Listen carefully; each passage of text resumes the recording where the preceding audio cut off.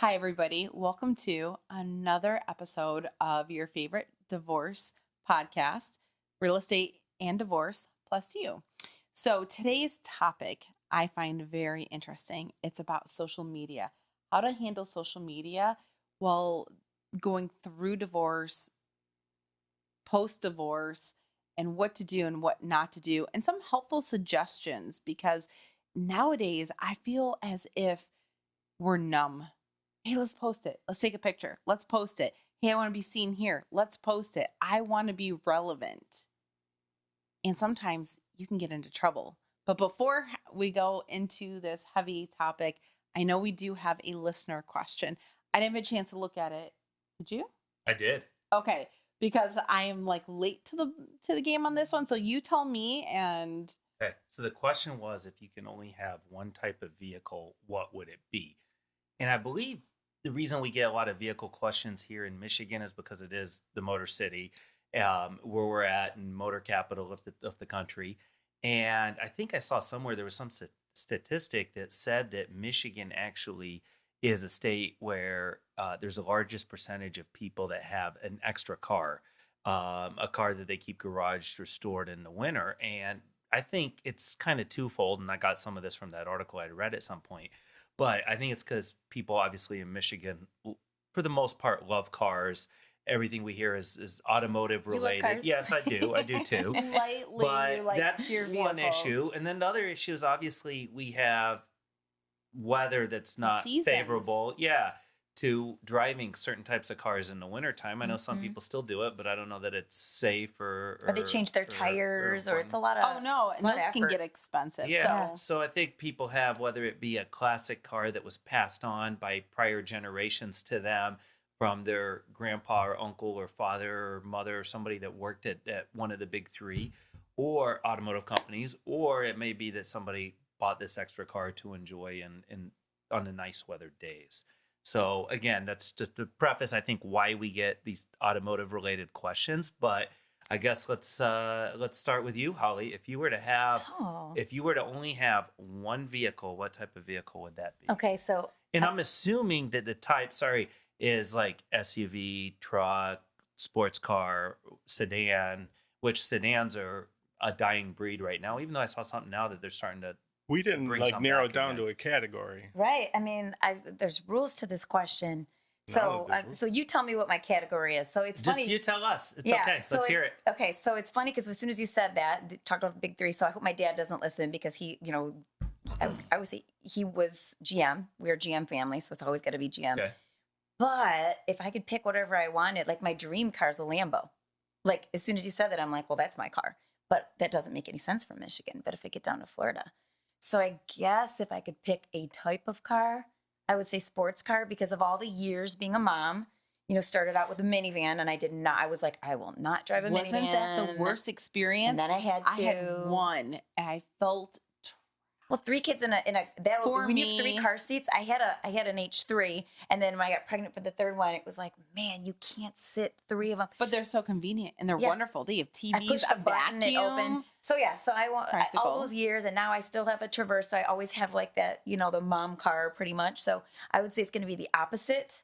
Not going to be a mom car. It's going to be a sports car, and I will be driving it very fast. Hopefully not too fast.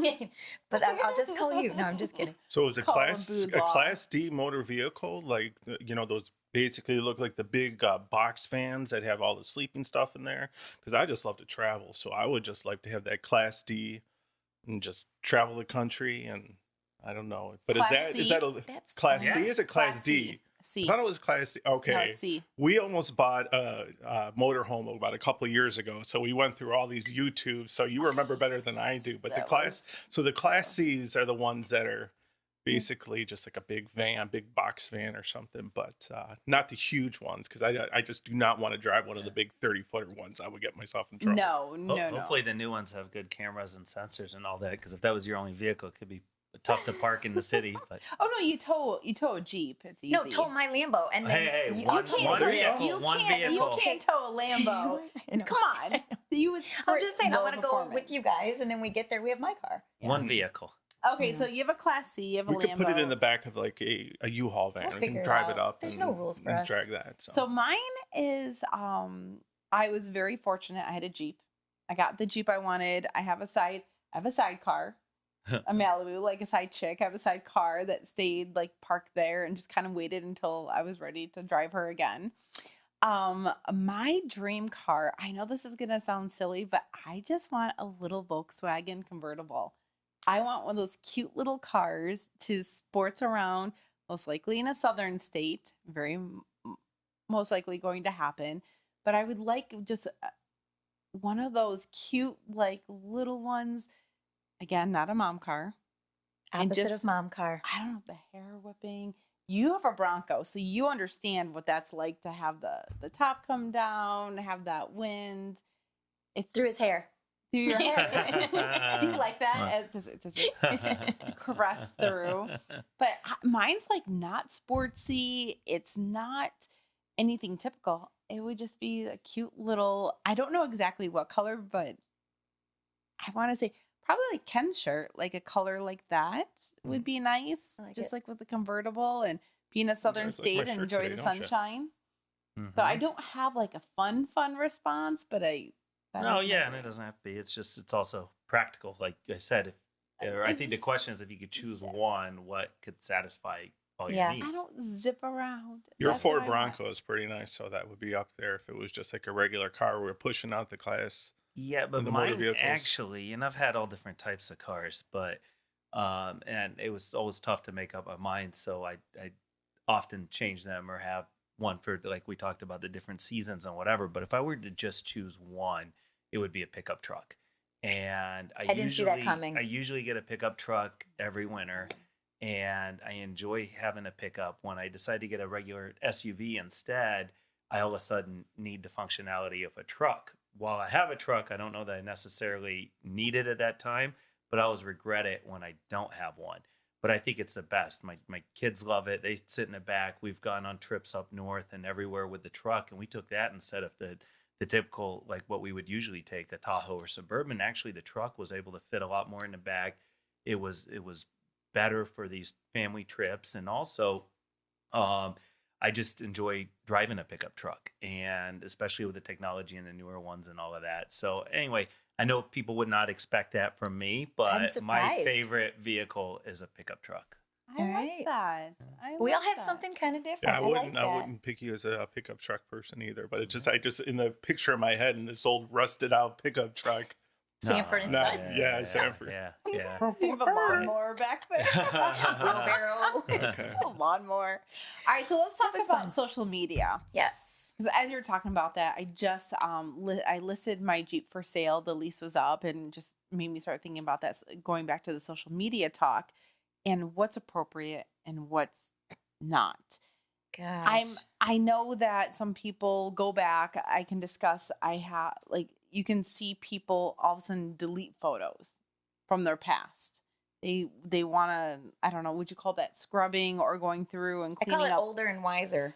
Like Cleaning you look up at it the- and you're like, does that really represent me? You know, kind of a thing. I clean mine up. Can every you so often. really clean and hide it all though? Because isn't No, it I somewhere didn't do that. someplace? Just because you delete it, I'm sure they still have it on their servers. 100%. It's not gone. Yeah. But you need to make sure, especially if while you're talking about divorce, you see those individuals out there that want to post everything of their life and start saying negative things about the person and negative things about their trait.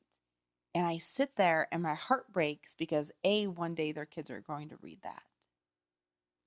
What if Or someone's going to tell them. or someone will Your tell them mom or dad is melting down on social media. I mean, it's, you know, it's my biggest super thought is the private. legal. So if you're going, it's so two different questions really. When you're going through a divorce, I know Jeff, you're probably going to want to weigh in because I'm pretty sure that what you say and put out there It could be comes used in up a court lot against you. all the time. But even before that, and before the divorce and custody and legal cases, also you got to remember that prospective employers, or potential employers, are looking at this all the time, as well as your current employers and current business associates and current clients and customers. So everybody these days, as soon as they get a call or a name or a reference, usually plugs your name into social media to see what comes up. Mm-hmm. And a lot of people have either lost their jobs as a result of it, not gotten the jobs they want, lost big contracts and clients as a result of what they're posting. So social media etiquette is a big thing, and it's huge. So everybody needs to take some time and think about whatever it is that they're going to post. Go ahead, Ken. No, I was going to say I had a client not too long ago that moved into a house and within a few months had a water backup, sewer backup into the house, into the basement. And, so they went out there and said it was probably a pre-existing conditions, went to the seller's disclosure, didn't disclose anything. They went to social media and the inspector goes, go back to this day, around this date, because around this date, there was a big problem in this area. So he went back there and found pictures of them throwing out stuff, and the guy was making a post. So he ended up suing the guy, and because you just need to have proof. So because he had to basically replace the entire. Yeah, it's not just in divorce cases and all kinds of legal cases, and just in life in general. What you put out there could definitely be used against you. I'm glad it wasn't there when I was in college, though. I know, right? We always have that conversation, isn't it great yes, that it is, we did not have our whole life documented? It's sad. Well, it's easy because you become numb to the situation, and going through, you've been married for how long? Like, how long have you been married for? 7 years. 7 years. We're coming up on 16. It's your family's on there, your friends are on there, the commonality between the two. And you just got to be careful of what you say, what you post, who's posting on your social media. So after divorce, talking about probably child custody on there is not good. There's family members. What if you are no longer friends with your ex on social media? Is there a sister-in-law that's reporting back? That's the bigger thing. Taking screenshots. That comes up quite a bit. That's the bigger thing because you're taking screenshots. Not friends with your ex usually.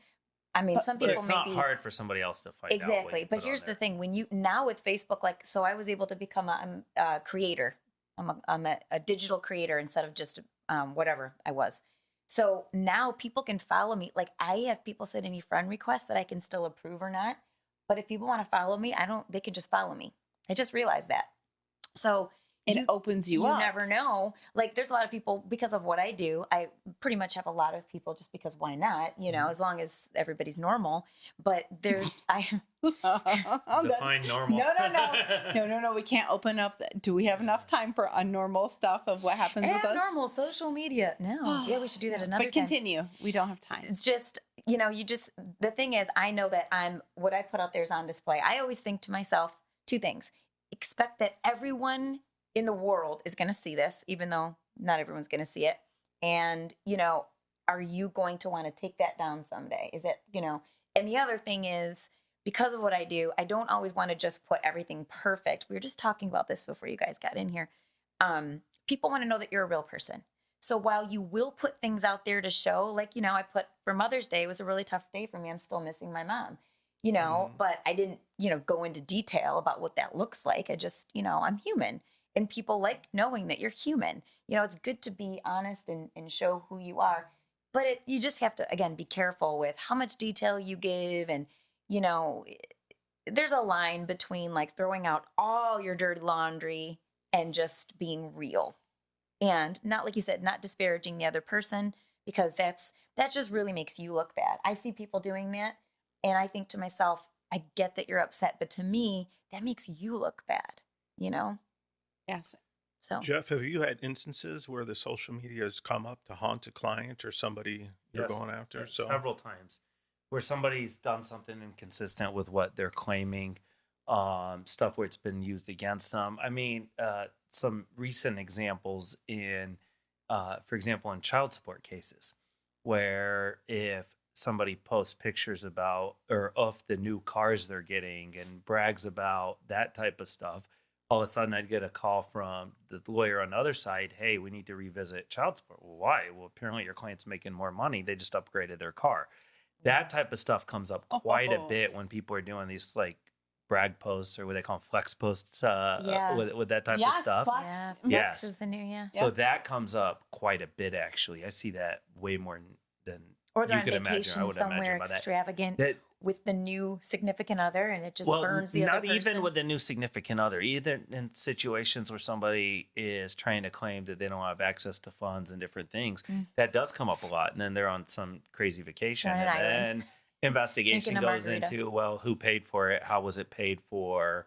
And then also it could be, well, why aren't you with your kids at this time? Or situations where people are posting they're at happy hours or at bars, and when they're fighting for getting more parenting time, which necessarily, I mean, listen, you not expected to be home all the time when your kids are there, but at the same time, stuff like that has come into play and has been litigated and has been brought up, is when people are posting all this stuff all the time on where they're out. Another way it comes up, believe it or not, is in drunk driving cases. As you know, I handle a lot of drunk driving cases and criminal stuff as well. And in that, when people post they're at a bar or at a happy hour or at a meeting, and they'll include pictures of their drinks in it. Well, then later on, if they get arrested for a drunk driving case or suspected of it that night, the prosecutor or even the officer could be looking at their social media, and that could potentially be brought in as evidence of, hey, even though this person said no or this person whatever, here's where they were and here's what they did. Look, they were even bragging about getting hammered or drinking or whatever it is on social Implying- media. Yes. That never dawned on me. So when you and I went to Churchill's right after the Tony Robbins. Remember, I even told you, I'm like, I actually hid it from my post. Even though, yeah. Did I tag you in that post? Well, it was fine because it was not a big deal, but I'm like paranoid about that. So yes. I didn't untag me. I just hid it from my story because I'm like, I don't want Okay. people to think I'm out boozing it up. That's interesting that you bring that up, because I did take a picture, of course, the big rock at Churchill's, the ice cube with the bourbon, and I tagged it. You had me at bourbon. That would be negative if I got pulled over. And But we had such a great day, a long day. and I don't ever finish my bourbon. She never does. Yeah. It But doesn't But look like listen, I don't and these start are it. things that people Finish. don't think about. And I'm always, That could have been. I guess, friends and family of mine would refer to me maybe as the buzzkill, literally, because I'm like, think about this, don't do that.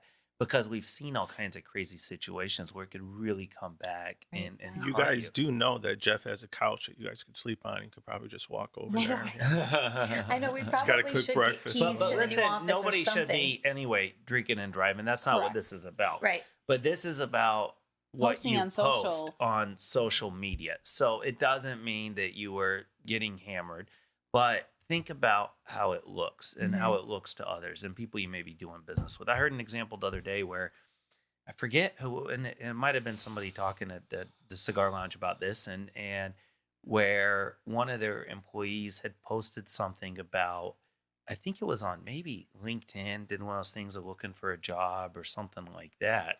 So they call this person in and say, hey, I heard you're looking for a job. Well, I guess that's really true now, because you need to look for a job, and laid them off.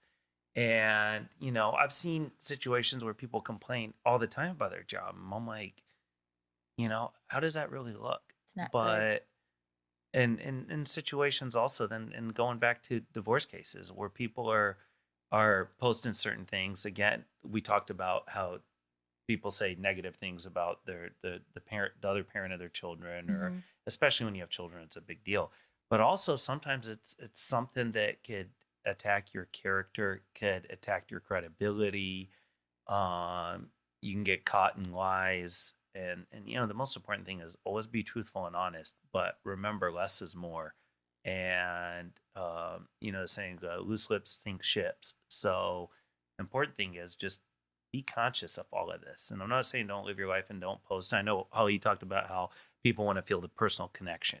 And I used to, pre-COVID days, when I'd go speak at conferences or even law schools or groups of new lawyers about marketing their business.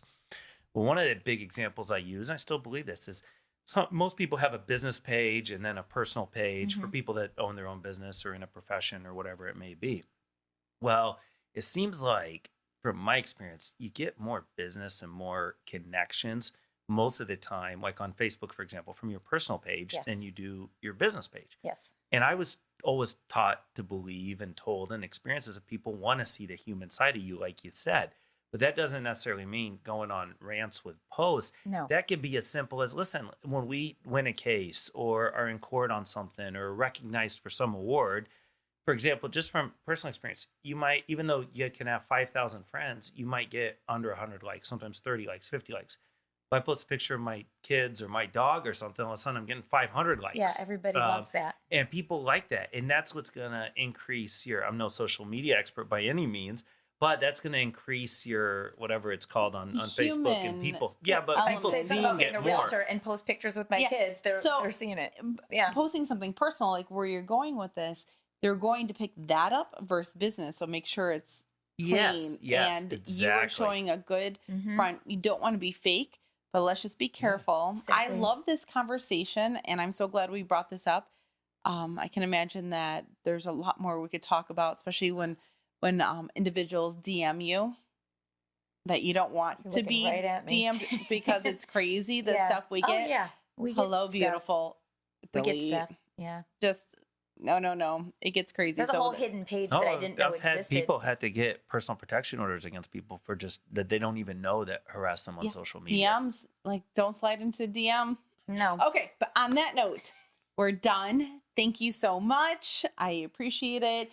If you like what you heard, click subscribe, ding the bell. Is it the bell? Yep. Tap the bell for notifications. Bell, we want them to know us. where we are and what we're doing and like us. Yes, absolutely. Don't want to miss it. Well, thank you for everybody being here today. I've enjoyed it. Have a great one, guys. We'll see you next time. Thank you.